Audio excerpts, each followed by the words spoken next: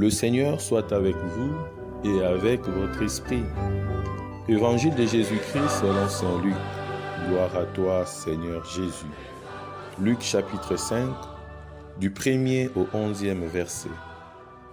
Un jour, Jésus se trouvait sur le bord du lac de Génézareth. La foule se pressait autour de lui pour écouter la parole de Dieu. Il vit 2 barques amarrées au bord du lac. Les pêcheurs en étaient descendus et lavaient leurs filets. Il monta dans une des barques qui appartenait à Simon et lui demanda de s'éloigner un peu du rivage. Puis il s'assit et de la barque, il enseignait la foule. Quand il eut fini de parler, il dit à Simon, « Avance au large et jetez les filets pour prendre du poisson. » Simon lui répondit, « Maître, nous avons peiné toute la nuit sans rien prendre, mais sur ton ordre, je vais jeter les filets. » Ils le firent, et ils prirent une telle quantité de poissons que leurs filets se déchiraient. Ils firent signe à leurs compagnons de l'autre barque de venir les aider. Ceux-ci vinrent, et ils remplirent les 2 barques à tel point qu'elles s'enfonçaient. À cette vue, Simon-Pierre tomba aux pieds de Jésus en disant, « Seigneur, éloigne-toi de moi, car je suis un homme pécheur. » L'effroi, en effet, l'avait saisi, lui et ceux qui étaient avec lui, devant la quantité de poissons qu'ils avaient prise. Et de même, Jacques et Jean, fils de Zébédée, ses compagnons. Jésus dit à Simon, « Sois sans crainte, désormais, ce sont des hommes que tu prendras. » Alors, ils ramenèrent les barques au rivage et laissant tout, ils les suivirent. Acclamons la parole de Dieu. Louange à toi, Seigneur Jésus. Frères et sœurs dans le Christ, en ce 5e dimanche du temps ordinaire de l'année liturgique C, l'Église notre Mère, à travers les évangiles, nous parle de la pêche miraculeuse. Avance au large et jetez les filets pour prendre du poisson. Nous aurons 3 petits points de méditation pour ce dimanche. Premier point, la foule autour de Jésus pour écouter la parole de Dieu. Et Jésus utilise une barque qui appartenait à Simon. Nous le savons en informatique, on dit l'ordinateur est un outil de l'informatique.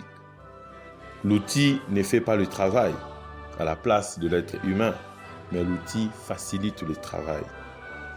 Et saint François d'Assise dira, « Seigneur, fais de nous des instruments de paix. » Par rapport à ce premier point, donnons-nous l'occasion vraiment à Jésus. Donnons-nous des outils et des instruments pour favoriser l'œuvre de l'évangélisation. La barque à mettre à la disposition de Jésus, c'est notre cœur, c'est notre corps, c'est notre être. C'est tout ce que nous sommes qui doit être au service de Dieu. Par l'adoration et les sacrements, laissons Jésus monter dans notre vie. Ensemble avec lui, éloignons-nous un peu au rivage, éloignons-nous un peu du monde pour contempler sa gloire, pour annoncer sa parole, pour nous regarder de l'intérieur. Bien-aimés dans le Christ, deuxièmement, méditons sur cette phrase clé de l'évangile d'aujourd'hui. Avance au large et jetez les filets pour prendre du poisson. Il faut savoir obéir aux ordres qui nous donnent la vie, aux ordres qui nous sauvent. Un adage dit, « Nul n'a le droit d'être heureux seul. » Avancer au large, c'est aussi un signe de dépassement et de générosité. Ils firent signe à leurs compagnons.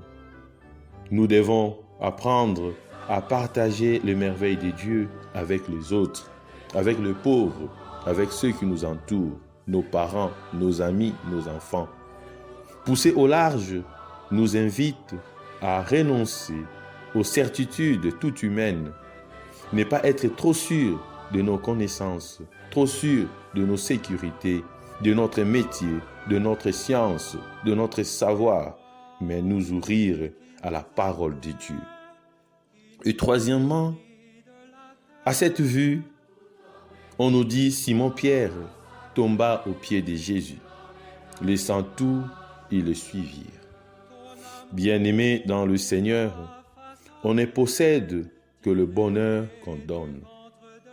À nous regarder vivre, nous pouvons dire, nous n'avons rien pris, nous n'avons rien reçu, nous n'avons rien gagné, nous avons tout perdu. C'est la réaction de plusieurs chrétiens devant les difficultés, devant la souffrance, devant la maladie. Comme les premiers disciples, il faut partir non plus avec nos plans, mais avec notre seule foi en Jésus-Christ. La question qui se pose, quand donc croirons-nous à la prodigieuse fécondité de l'Évangile? La réponse, dès que nous entendrons réellement la parole du Seigneur et que nous accepterons des risques. En nous appuyant sur elle, la pêche sera abondante et nous laisserons tout pour le suivre. Le suivre dans le service, le suivre dans la contemplation, en tombant à ses pieds. Nous devons accepter que le Seigneur puisse prendre notre barque, puisse prendre notre cœur dans tous nos projets. Il doit être là. Le fait qu'il soit présent dans nos projets, le fait qu'il soit présent dans notre vie, nous donne la vie éternelle.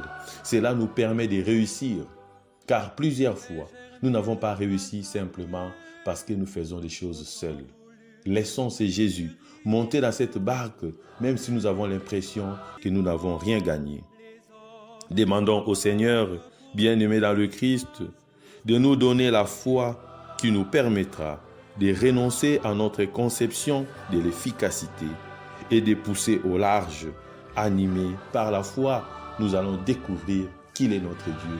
Nous allons découvrir que la victoire nous appartient. Amen.